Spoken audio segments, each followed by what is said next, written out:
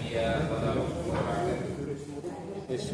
Ta'ala di Quran Al-Karim yang alladzina yattaqullaha haqqa tuqatih wa la tamutunna illa wa antum muslimun amma ba'd.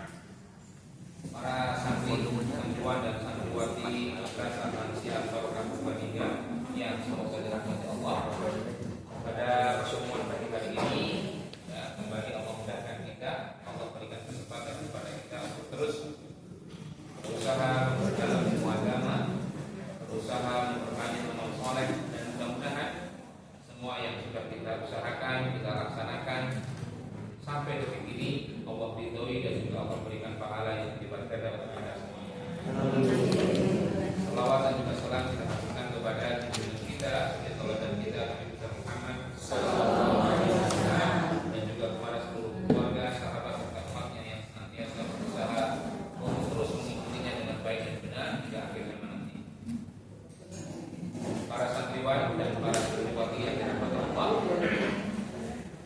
Jadi sebelum kita absensi, kami akan sampaikan beberapa hal terkait. Yang pertama, alhamdulillah di depan kita sudah ada HP yang akan merekam setiap pelajaran yang akan disampaikan oleh guru. Hari Selasa dan Rabu saja, Kamis tidak bisa. Yang mana alhamdulillah ini adalah salah satu donasi dari salah satu santri, dan mudah-mudahan kita doakan bagi yang sudah berdonasi HP maupun tripodnya mendapatkan amal jariah dari sedekahnya. Jadi prosesnya setelah direkam ke depan, kalau Allah izinkan kita punya laptop, kita punya hard disk, nanti akan dikompres di situ, diolah di situ, nanti bisa bentuk video, bisa bentuk suara.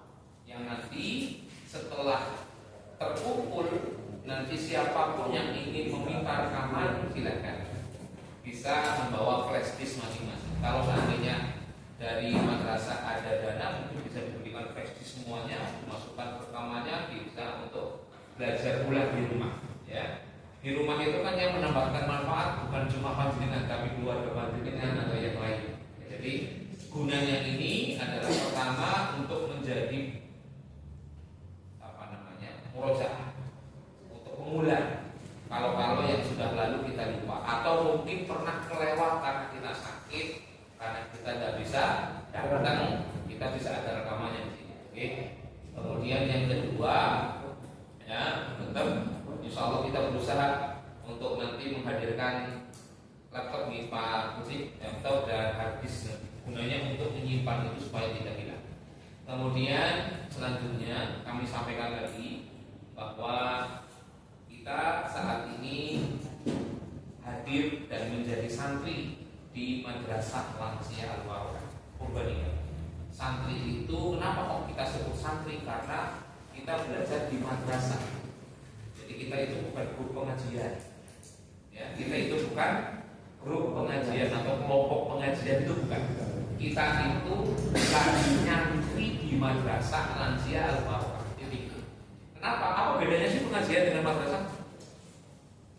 Kira-kira apa bedanya? Kalau pengajian masuk silakan, nggak masuk silakan. Tapi kalau madrasah jangan tidak masuk kalau tidak ada udzur yang tidak bisa dihindarkan.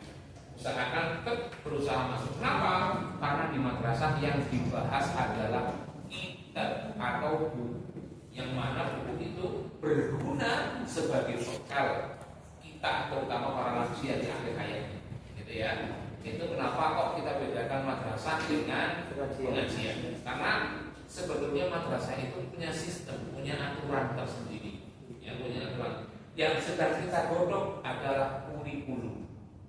Kita sedang menggodok kurikulum supaya nanti jelas arahnya per tahun kita apa yang diajarkan, kemudian berapa tahun jenjang yang akan kita lalui, dan nanti panjenengan lulus kan akan dapat dalam tanda kutip ijazah, ijazah tentang pembahasan buku-buku yang sudah kita pelajari. Dalam arti kenapa kok perlu ijazah? Itu sebagai bukti bahwa kita sudah mempelajari buku tersebut dan kita bisa mengajarkan kepada yang lain. Ini pentingnya. Tapi ijazahnya orang bisa kuliah. Itu hanya sekedar, kalau dalam bahasa Arab namanya syahadah. Syahadah ini ya kalau diartikan Indonesia ijazah. Apa ya? Bukti kelulusan, bukti bahwa ini sudah mempelajari beberapa kitab. Itu begitu. Ya itu wajar sekali. Ya, dan kami di pondok pesantren atau di tempat-tempat yang lain itu tidak selalu ijazah bentuknya seperti ijazah SD, SMP, SMA itu enggak. Ya bentuknya secara kertas, di situ ada keterangan, ada stempel, ada logo, ya terkait dengan program-program yang sudah dijalankan. Itu begitu. Kalau sudah lulus, apa nanti belajarnya berhenti? Ya enggak.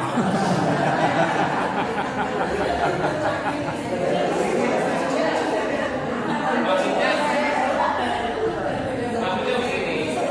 Maksudnya kita kan di madrasah itu punya pembahasan 3. Akidah, amal harian, yang ketiga tentang baca Al-Quran.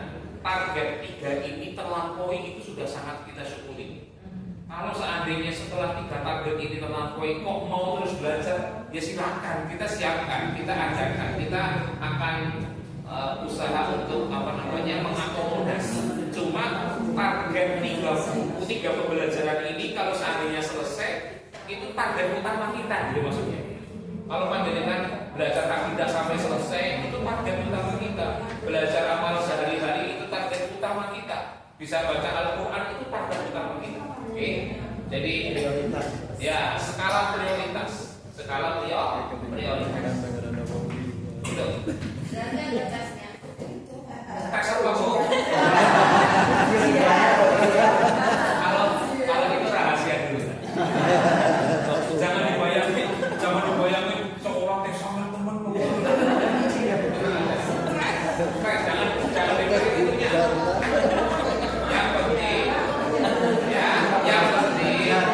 Yang perlu dipahami, yang perlu diusahakan, panjenengan bisa hadir setiap kali pelajaran. Itu yang perlu dipahami.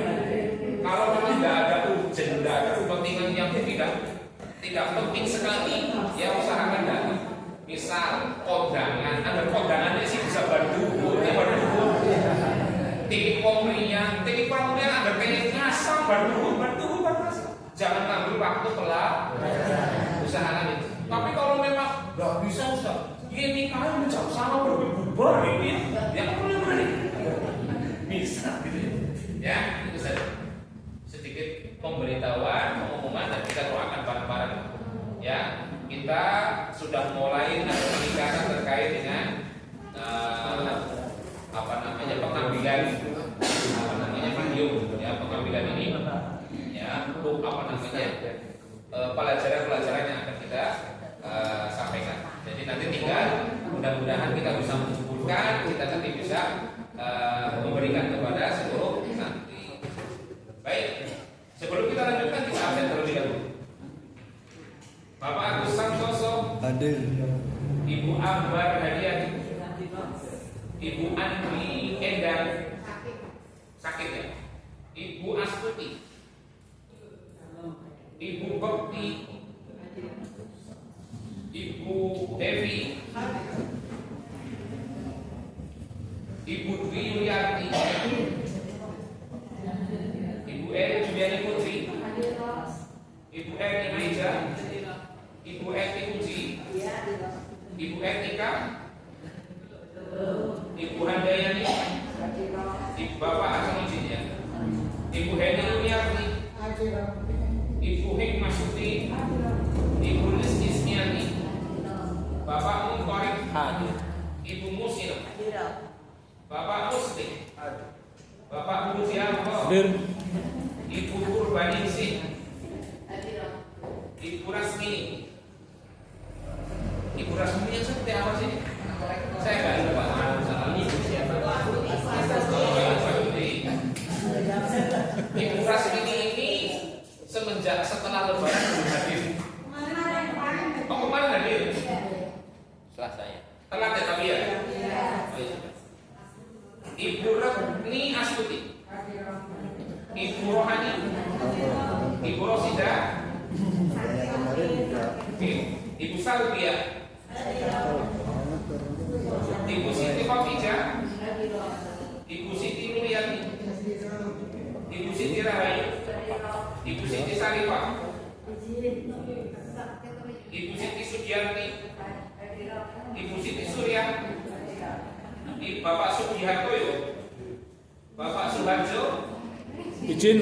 Ibu Sukarni, Ibu Sumarsi, Ibu Sumartini, Bapak Suparman, Bapak Supriyo, Ibu Surati, Bapak Wargono, Ibu Wasmiati, Ibu Wigatingsi,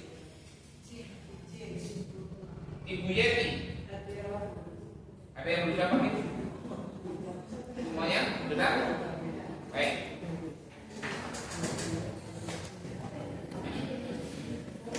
Kita lanjutkan pelajaran kita. Sebelumnya kita sudah membahas tentang niat, ya. Jangan remehkan niat atau perbanyak niat. Kalau terkait dengan niat yang baik, niat ingin mengerjakan amal soleh dan mengerjakannya, itu berapa pahalanya? Niat yang baik, niat untuk mengerjakan ibadah dan sampai mengerjakan ibadah itu berapa pahalanya? 10 kali lipat, bahkan dilipat gandakan sampai 700 dan tidak kalau sudah punya niat beramal soleh, melakukan ibadah, tapi tidak bisa melakukannya dan sudah berusaha melakukan sebab-sebabnya, apa ganjarannya? Satu kebaikan sempurna. Kalau dia sudah punya niat beribadah tapi tidak melakukannya karena milih ibadah yang lebih afdol, apa pahalanya? 2. Satu pahala melakukan ibadah yang lebih afdol, ya. Yang kedua dia dapat pahala niat dari amalan yang ditinggalkan, niat yang ditinggalkannya. Jika sudah punya niat untuk beribadah, meninggalkannya bukan karena dulu, karena males, apa yang didapatkan apa pahalanya apa? Pahala niatnya. Jadi rugi nggak kalau punya niat baik? Tidak ada ruginya, karena setiap niat baik walaupun tidak terlaksana tetap dapat pahala. Terkait niat buruk, niat melakukan keburukan apapun itu, ya, ketika melakukannya dapat apa? Satu dosa. Satu orang yang sudah punya niat baik, niat buruk, kemudian niat buruk itu sampai terlaksana, dia dapat satu dosa. Sudah punya niat buruk tapi tidak terlaksana karena meninggalkannya karena Allah, dapat apa dia? Kebaikan yang sempurna. Sudah punya niat buruk dan meninggalkannya karena nggak mampu melakukan dosa tersebut, apa yang dia dapatkan? Dosa niat. Mendapatkan dosa niat. Kalau dia berniat melakukan kejahatan, keburukan, tapi dia meninggalkannya karena malas, apa yang dia dapatkan? Tidak dapat apa. Itu yang kemarin sudah sampaikan ya. Nah, sekarang kita bahasan terakhir dalam masalahnya, yakni jangan remehkan amal sekecil apapun. Jangan pernah remehkan amalan sekecil apapun.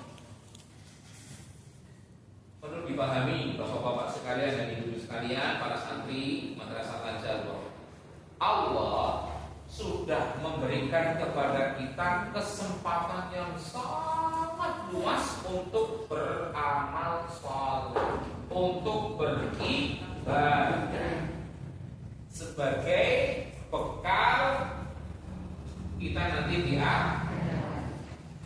Terus apalagi yang menyebabkan kita itu tidak beribadah? Padahal Allah sudah menghamparkan kemudahan kepada kita untuk beribadah. Sekecil apapun kebaikan yang kita lakukan, Allah pasti akan menilainya. Ya. Sekecil apapun amal soleh, amal kebaikan, amal ibadah yang kita lakukan, Allah pasti akan menilai. Bahkan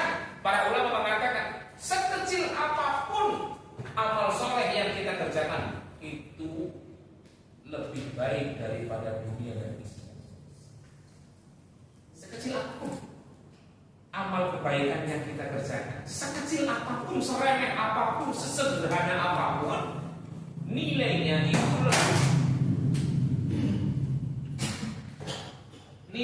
itu lebih baik dari dunia dan seisi.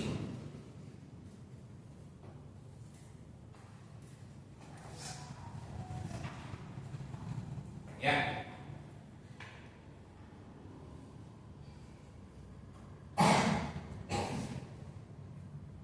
Karena apa? Dunia itu Allah sudah jamin untuk kita. Percaya nggak Allah sudah jamin dunia untuk kita? Percaya nggak?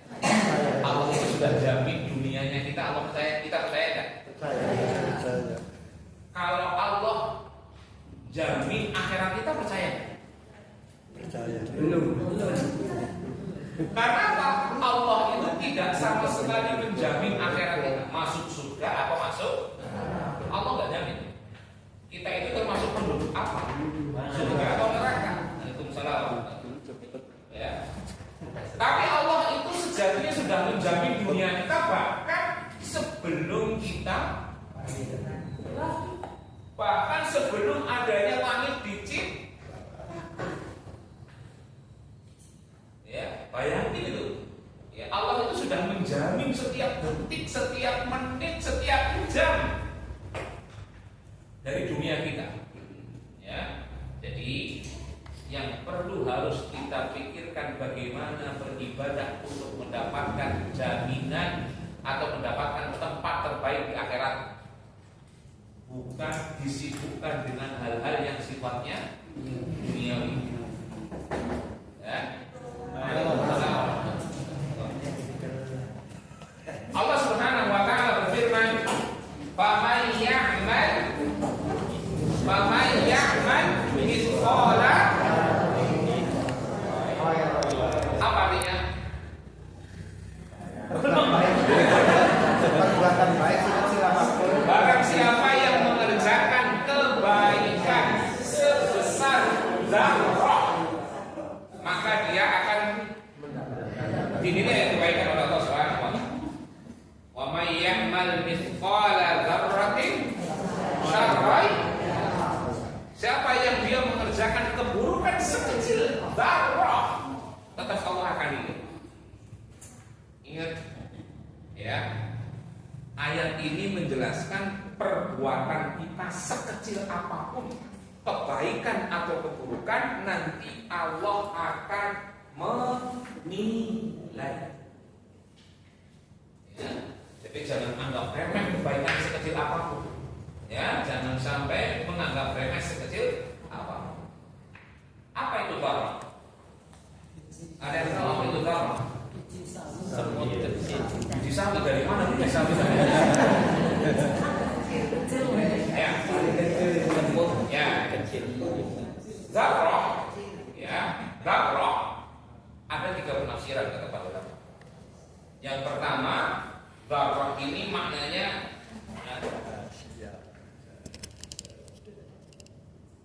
zarrah. Yang pertama, semut kecil. Semut sing paling cilik, semut apa itu? Semut kantel. Apa langsung lebih cilik mana? Ya, pokoknya semut yang kecil yang baru lahir hasilnya. Ya, semut kecil dan dia baru lahir kayak kecil kayak. Misalnya, semut gatel yang paling kecil, yang dewasa saja kecil. Nah ini ibarat bayine semut gatel. Iya maksudnya gitu. Ya, ibarat bayine semut gatel. Nah, gitu. Disampaikan dalam sebuah hadis riwayat At-Tirmidzi, Rasulullah mengatakan, "Yuhsyarul mutakabbaruna yaumal qiyamah." Nanti orang-orang yang sombong itu akan dikumpulkan di hari kiamat. Amsala dzarri fi suwaril rijal. Nanti orang-orang sombong di hari kiamat nanti akan dikumpulkan dengan dirupakan itu apa? Diserupakan, diwujudkan gitu ya. Pokoknya itu lah. Dengan bentuk ya gitu lah. Dengan bentuk suara netizen, dengan bentuk semut kecil tapi berbentuk manusia. Orang-orang yang sombong di dunia nanti di hari kiamat akan dikumpulkan seperti semut-semut yang kecil sekali tapi wujudnya manusia. Al-Dharri di sini, Al-Dharri yang disebutkan dalam hadis ini adalah yang dimaksud semut-semut kecil. Semut kecil dia melahirkan semut kayak semut itu. Itu penafsiran pertama yang dimaksud Dharrah adalah semut yang paling kecil. Penafsiran kedua, Dharrah itu adalah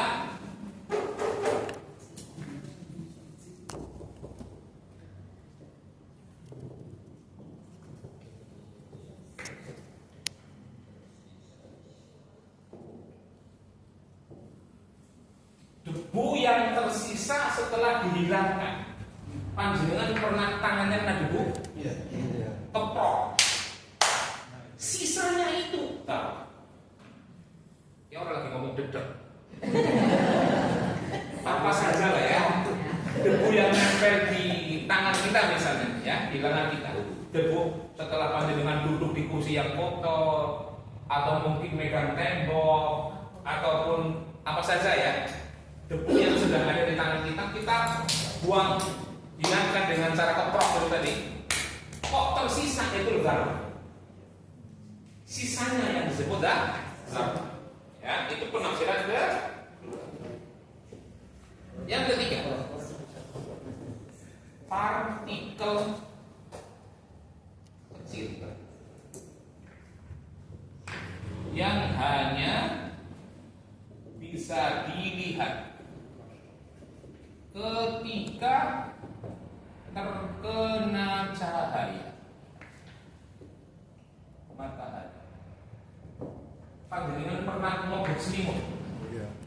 Pas lagi matahari bersinar, ngebut bantal, ngebut selimut, nepuk kasur. Biasanya panjenengan lihat ada debu-debu yang nah itu Dharrah.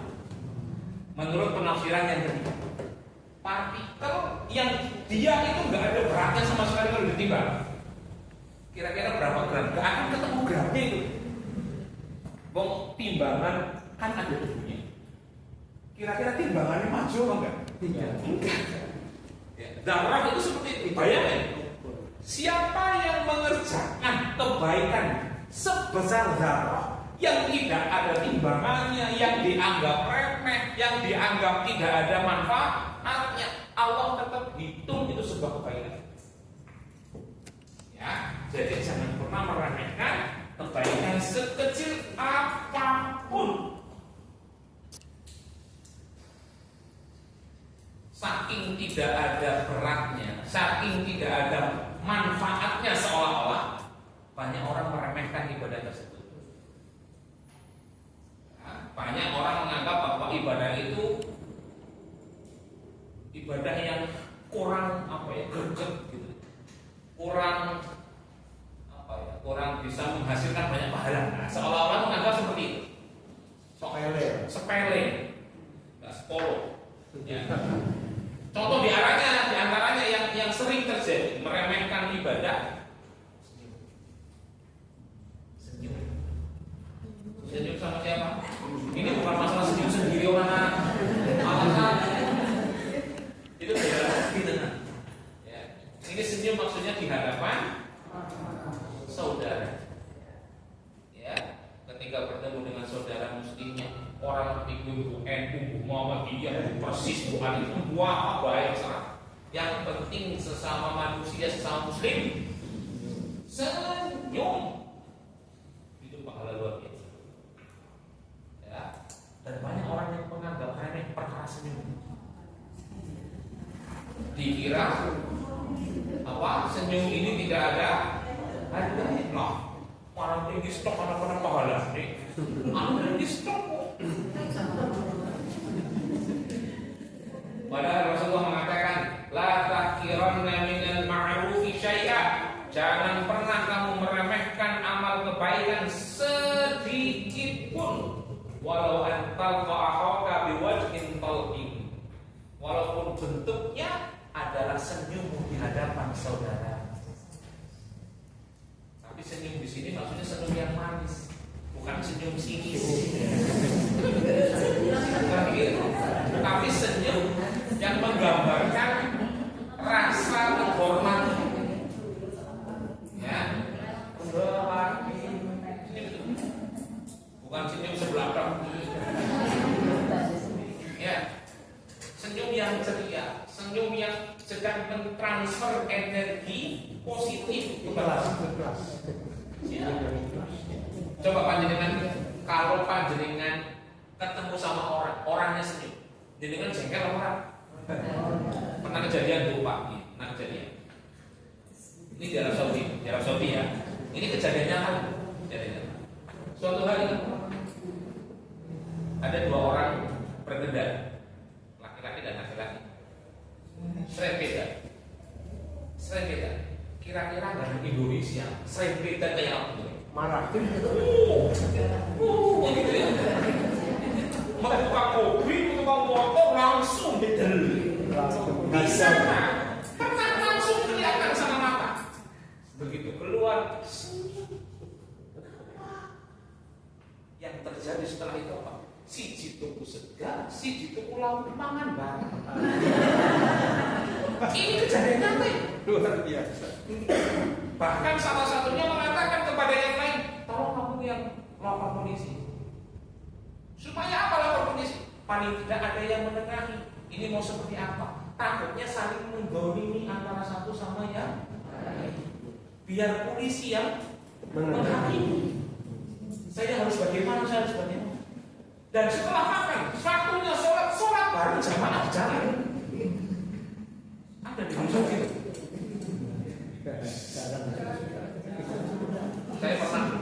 Saya pernah itu di pertigaan.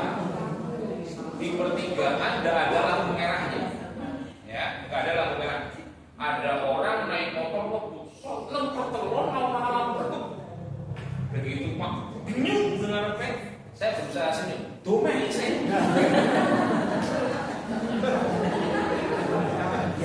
Gimana ini? Senyum. Ya, walaupun orang lain mungkin menganggap tidak. Tapi paling tidak ketika kita senyum, mereka itu kemudian marah, itu tidak akan terjadi hal-hal yang lebih fatal lagi. Ya, kalau satunya diem senyum, satunya marah, apa dulu? Karena satunya nggak lagi. Kalau sama-sama marah baru aja gitu tadi. Ya. Jadi yang pertama, yang sering dinilai remeh dan tidak ada manfaatnya atau bahkan ibadahnya terlalu kecil, senyum. Termasuk mungkin para suami senyum di depan istri, senyum di depan suami. Aja bojone itu kok sing wadon jatuh pengah ya. Bapaknya datang lelah capek ya, kemudian masuk rumah wis mlebu omah. Ini mah coba bayangin kalau seandainya bapaknya pulang capek, ibunya menyambut dengan senyuman, apalagi ditambah ditawari badhe sirap kali toya angkat foto. Pernah nonton Pak? Ditanya begitu Pak? Malah kemarin setelah tahu-tahu.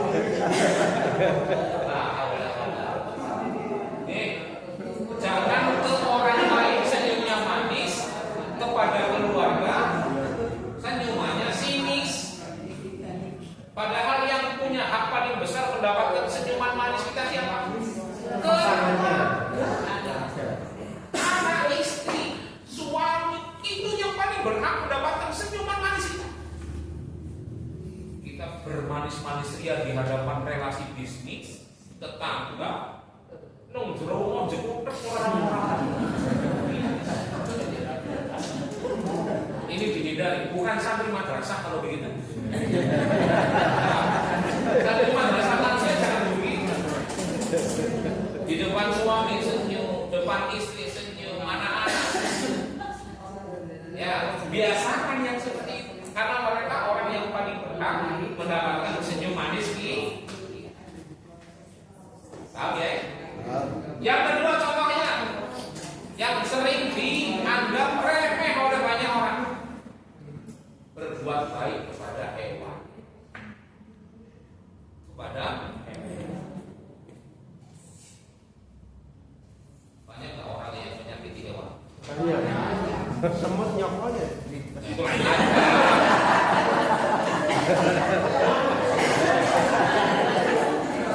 Sing penting sing dipites kowe sing nyokol. Aja kancane kabeh nduk. Saya ingat omongannya Kiai Haji Zainuddin MZ. Pernah dengar enggak ceritanya Kiai Haji Zainuddin MZ? Beliau pernah menceritakan cerita dalam kajiannya. Ada orang yang naik pohon, ya, digigit semua anunya, ngomong.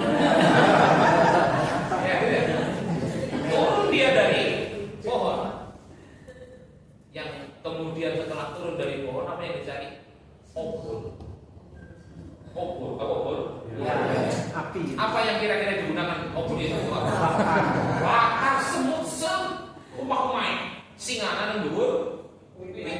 Yang telahnya yang gigit satu. Yang dibakar semua rumah. Ini termasuk bukan berbuat baik kepada Pernah nggak mendengar hadis seorang laki-laki yang Allah masukkan surga gara-gara ngasih minum air? Dalam hadis yang lain ada seorang pelacur yang Allah ampuni dosanya gara-gara ngasih minum. Itu bentuk berbuat baik kepada hewan. Jadi hewan itu makhluknya siapa? Allah. Maka kita wajib berbuat baik juga kepada hewan. Kalau hewan itu hewan yang berbahaya gimana, Ustaz? Berbahaya itu maksudnya bisa membahayakan kita gitu. Iya. Contohnya ular itu diusir. Kalau balik lagi ke dalam rumah 3 kali boleh. Karena itu dalam hadis disebutkan itu jelmaan jin. Jadi ular jin itu bisa menjelma menjadi, ya, usahakan diusir dulu. Kalau mau membandel boleh juga. Nah itu terkait hewan-hewan yang boleh dibunuh atau kapan-kapan lagi kita bahas. Ya, termasuk yang membahayakan contohnya ya ular, kalajengking, gitu ya. Harimau mungkin masuk rumah enggak? Oh enggak itu. Ya. Kalau bunuh kita kan Ya itu pembahasannya nanti lagi. Intinya berbuat baik kepada hewan itu adalah perkara yang dianjurkan untuk kita lakukan. Termasuk berbuat baik kepada hewan, yakni menyembelih hewan dengan cara yang baik. Merahmati hewan, berbuat baik kepada hewan yang akan disembelih itu juga bisa. Loh, kalau menyembelih masih nggak ada berbuat baik, Ustaz? Sebentar lagi kan Idul Adha. Ada orang yang pasti nanti ritualnya nyembelih hewan kurban. Menyembelih hewan kurban itu perbuatan baik atau enggak? baik. Baik kalau tidak dilakukan sesuai dengan syariat. Tidak baik kalau tidak dilakukan dengan sesuai masalahnya. Banyak panitia kurban orang lebih syarat-syaratnya, syariat-syariatnya, aturan-aturannya. Dan ini kita jumpa di hampir semua panitia kurban. Contoh perbuatan yang tidak baik ke hewan kurban ketika akan disembelih. Hewan kurbannya kon nonton hewan yang mau disembelih. Nonton. Sing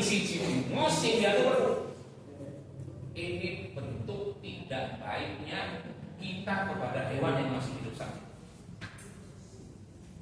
Harusnya gimana? Ditutup, baik dibikin kamar atau ditutupi mukanya pakai alat apapun lah. Ya. Pokoknya ditutupi apapun supaya tidak melihat hewan yang lain yang sedang disembelih. Bentuk menyakiti hewan dalam acara itu termasuk diantaranya nyembelih karo peso sing ora Lanjut.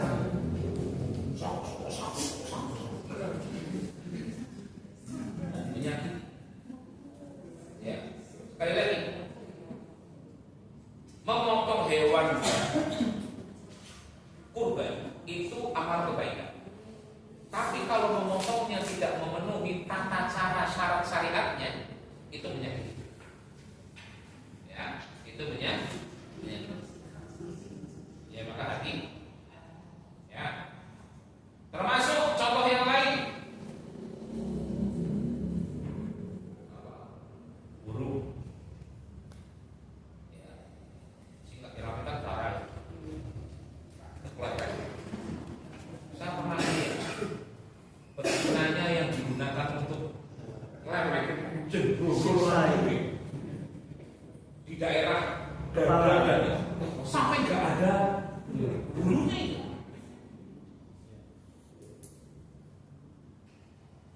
Kadang orang mungkin pelan darah tok deh, kena kue hebat kan, anu makhluknya makanya sampai saat ini anak saya nggak boleh mainan darah itu nggak boleh. Kalau memelihara silahkan. Dalam arti memelihara seperti burung, dikasih makan, dikasih minum, ya dirawat itu silahkan, tidak ada masalah. Ya, tidak ada masalah. Cuma kemudian disakiti, ya, itu yang jadi masalah. Ya. Contoh yang lain, perbuatan-perbuatan yang dianggap remeh tapi justru berpahala besar di sisi Allah. Buat gangguan di contoh lihat batu, lihat ranting, lihat duri, lihat beling, terus beli pecahan kaca atau apapun yang menghalangi kaum muslimin yang membahayakan kaum muslimin di jalan, kita buang, kita lihat, kita buang. Itu amal kebaikan yang sangat luar biasa. Jangan malah justru kita yang bikin penghalang, itu yang nggak boleh. Jangan sampai itu dosa besar. Contohnya ya, lagi meme party, ngesuk waktu nonton dorong segede gabar. Pernah lihat? Pernah. Sering. Sering ya? Sering. Pak Margo ya. Itu jemur padi di mana? Di rumah sendiri apa di jalan? Jalan punya siapa? Kok kemudian membuat penghalang? Itu haknya. Yang disuruh malah membuang penghalang, malah ada muslim yang justru menghalang. Suatu kejadian, kami sendiri itu pernah mengalami. Ada di sebuah desa, kami sedang berkendaraan, depan saya perempuan, saya di belakang. Yang perempuan ini agak sport memang, karena mungkin terburu-buru apalah, alasannya apa mereka sudah terburu-buru. Tidak sengaja dia nabrak batu yang besar digunakan untuk memberatkan ini apa namanya deklit itu. Ya, dia tabrak jatuh, berdarah hidungnya, telinganya enggak. Dan saat itu gak ada orang, ya cuma saya tak itu tadi di belakang bombaton. Bingung kan? Ya karena gak ada orang. Ad-darar untuk ikut makfurah. Sesuatu yang terlarang menjadi boleh kalau memang tidak. Kalau ada darurat, ya saya potong itu. Saya potong untuk cari bantuan kepada yang masih ada di sekitar itu. Bawa rumah sakit. Ya Allah Allah meninggal dunia saya nggak tahu jelas. Setelah ditangani di rumah sakit kami. Kira-kira orang yang naruh aku di situ dosanya kayak apa? Ya kalau dosanya orang itu cuma hidup sendirian di dunia. Coba kalau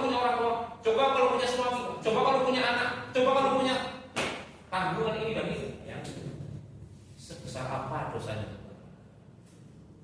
Ya. Kadang orang nggak bisa menilai sampai ke sana. Ya, membuat penghalang untuk orang lain di jalan itu sungguh dosa besar. Kenapa? Karena menghilangkan, mencabut penghalang yang ada di jalan itu termasuk pahala yang besar. Ya. Disebutkan dalam sebuah hadis dari Abu Hurairah radhiyallahu anhu. Laqad ra'aitu, Rasulullah mengatakan, laqad ra'aitu rajulan yataqallabu fil jannah.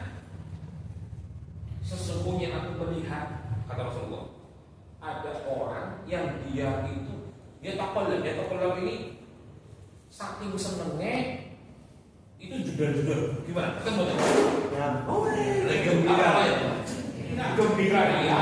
Saking mengungkapkan rasa gembira, jingkrak ya gitu. Ya taqallab, jingkrak, jempalitan.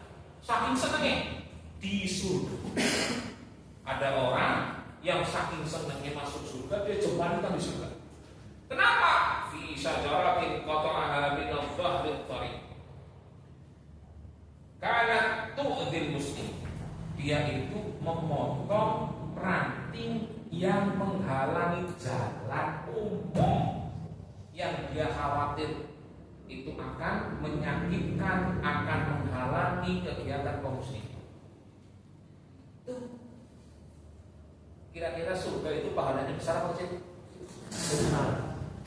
Makanya dengan menghilangkan hambatan, menghilangkan sesuatu yang menghalangi di jalan, pahalanya besar. Dan orang yang sebaliknya membuat penghalang, nutup jalan, itu sesuatu yang dosa besar. Makanya saya itu termasuk orang yang sangat tidak senang dengan adanya kegiatan yang sampai nutup jalan. Termasuk pernikahan, termasuk pengajian, termasuk tabligh akbar, apapun itu yang sampai berjalan. Barang gawe, Pak.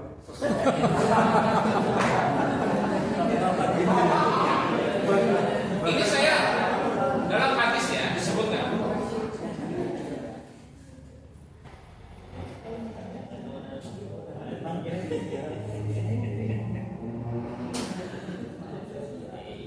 Saya agak lupa nama hadis. Hadisnya itu dari Darul Qutni disebutkan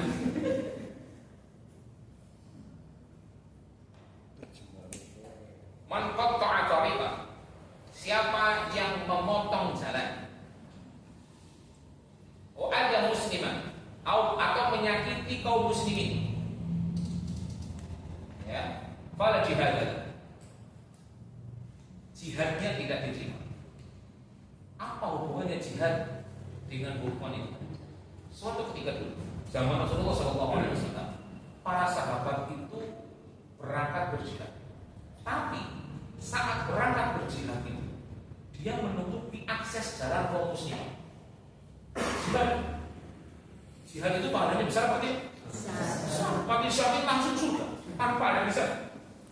Kata Rasulullah, wala jihad dalam, dia tidak dianggap telah berjihad. Kenapa? Karena telah menutupi jalan kaum muslimin. Sekarang perkara jihad dengan barang gawe penting dia.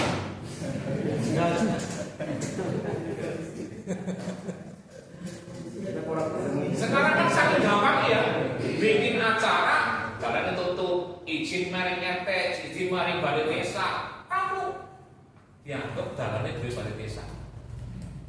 Tidak ada kaum muslimin di sini. Kan marah itu orang. Itu malah sakit dakwahnya itu. Tidak tahu. Untung santri madrasah malah ini.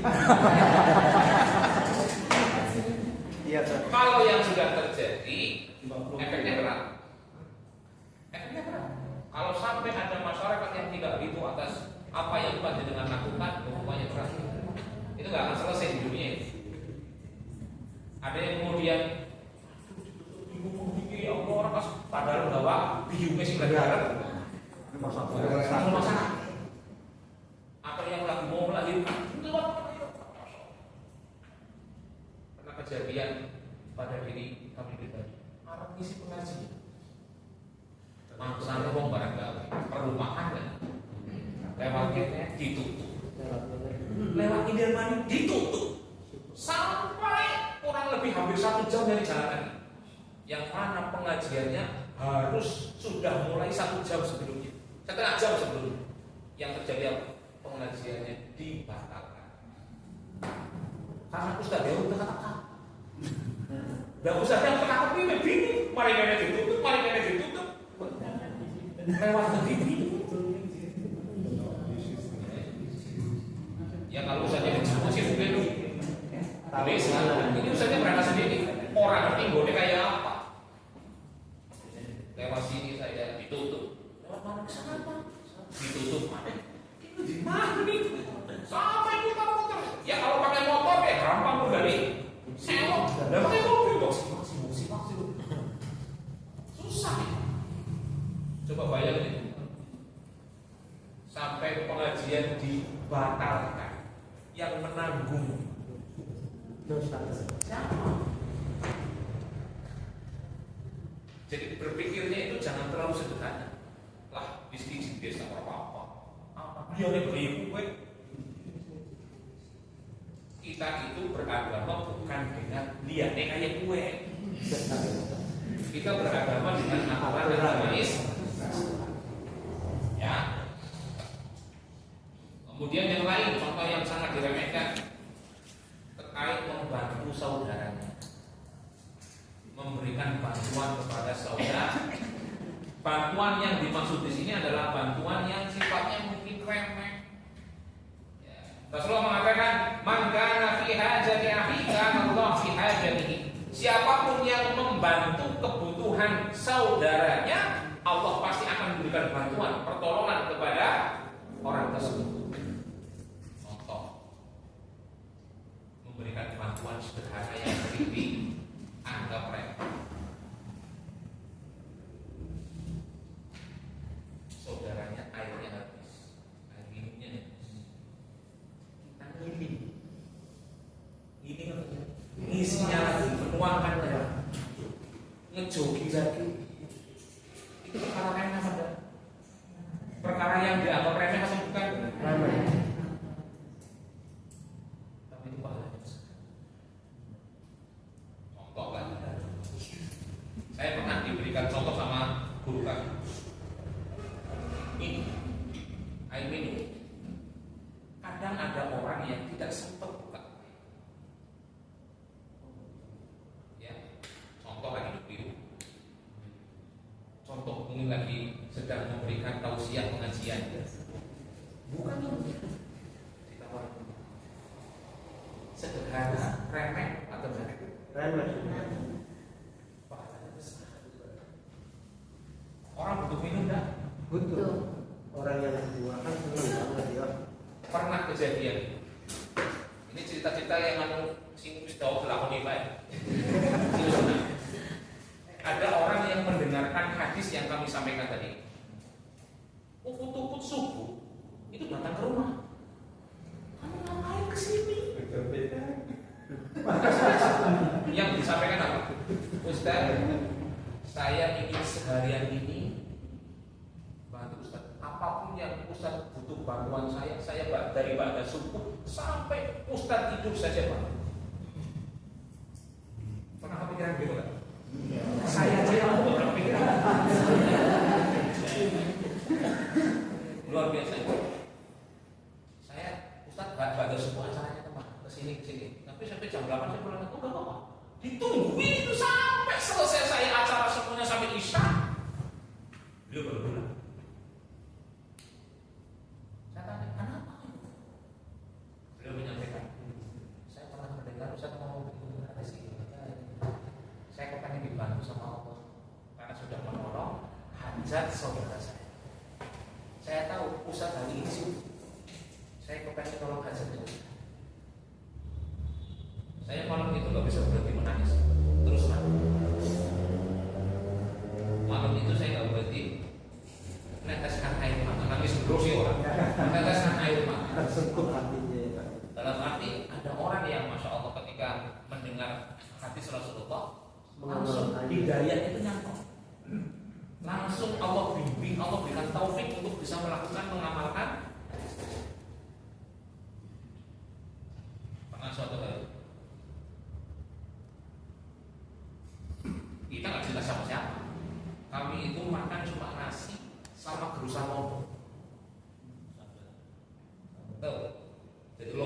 seperti di belakang rumah, terus dikasih garam, cuma sama istri. Rencengan.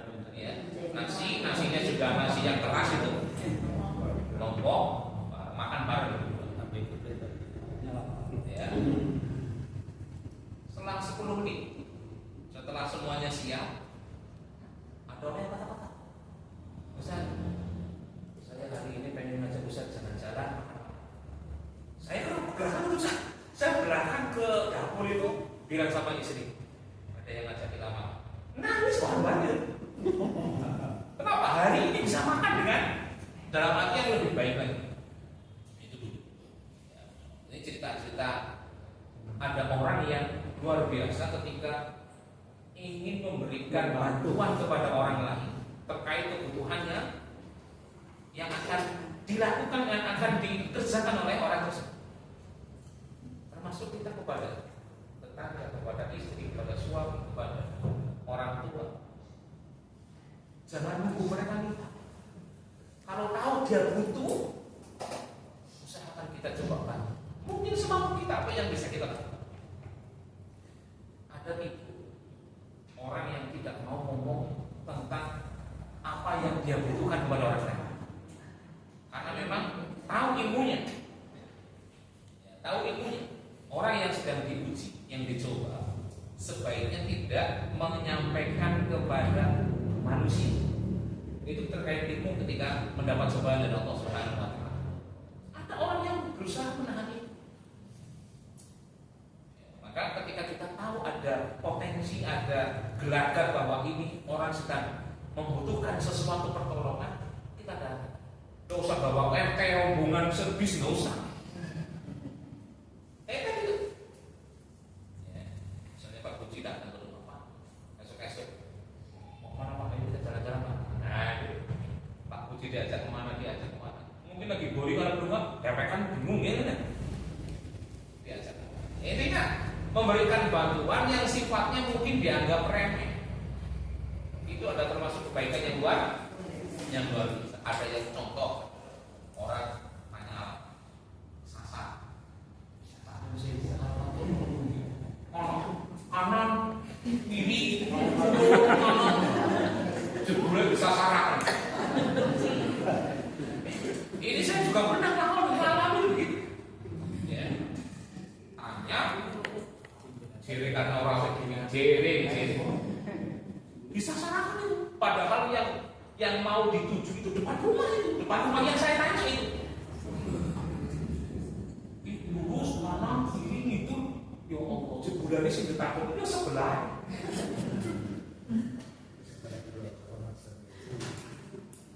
Apapun itulah ya.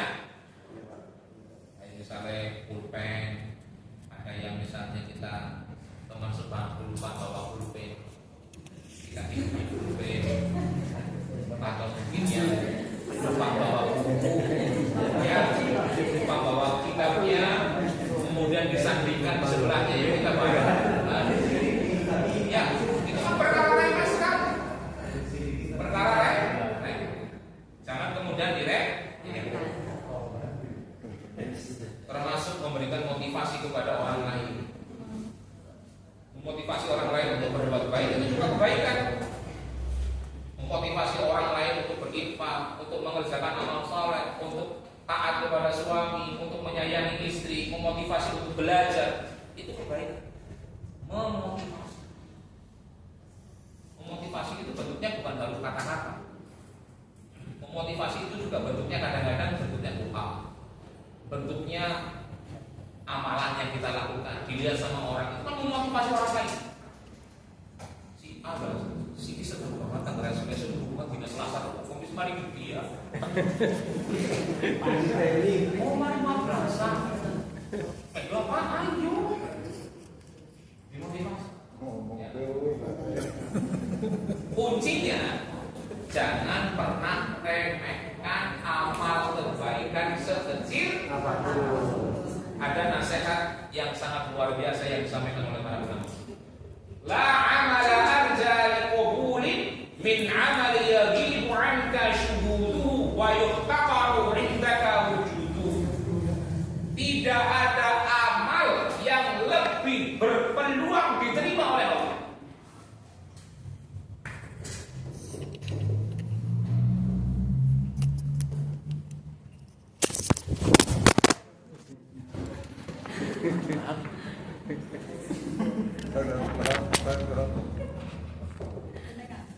Ngantuk katanya. Tidak ada amal yang lebih berpengaruh